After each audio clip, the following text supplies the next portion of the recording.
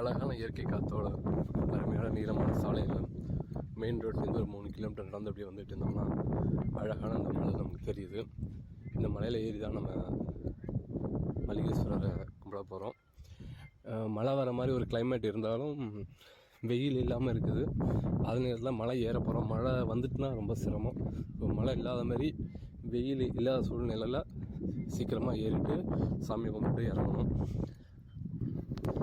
வாகனமும் இதில் போயிட்டு தான் இருக்குது. ஆனால் உள்ள பஸ் வசதி கிடையாது. நம்ம 2 வீலரு கார் இந்த மாதிரி தான் எடுத்துகிட்டு வரணும். சரியாக பார்த்தோம்னா 1 கிலோமீட்டர் ரங்கமலை நெருங்கிட்டோம். வாங்க சாமியை பார்க்க போவோம்.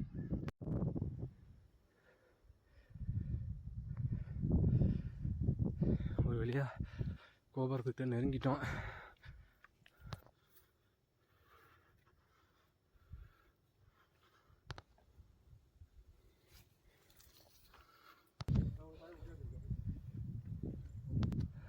கோயிலை நெருங்கிட்டோம்.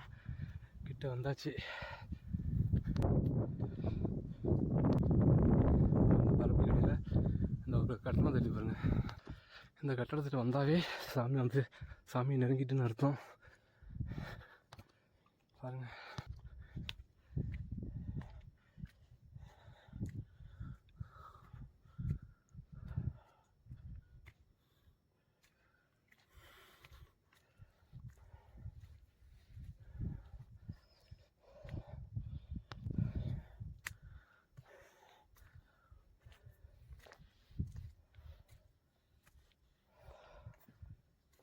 அப்போ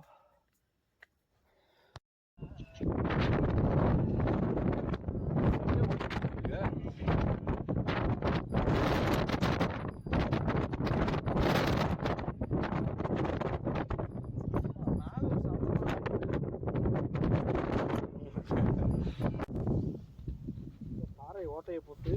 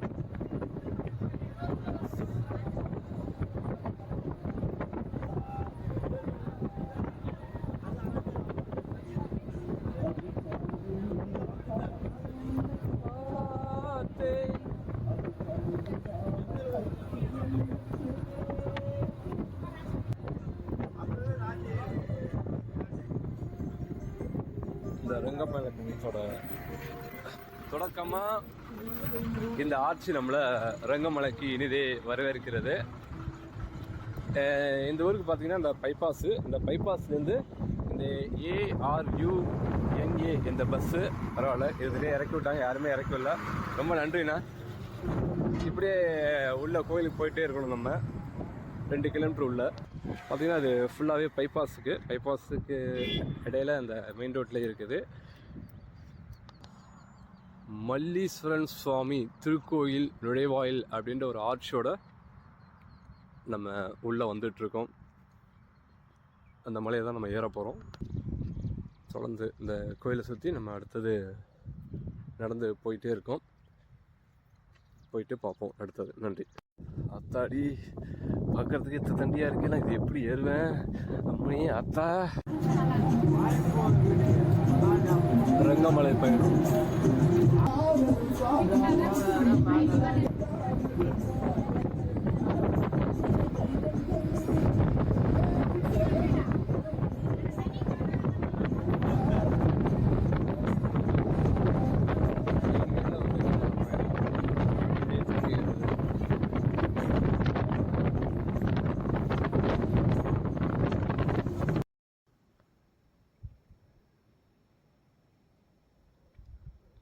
பாண்டியர் மன்னனோட மீன் கொடி.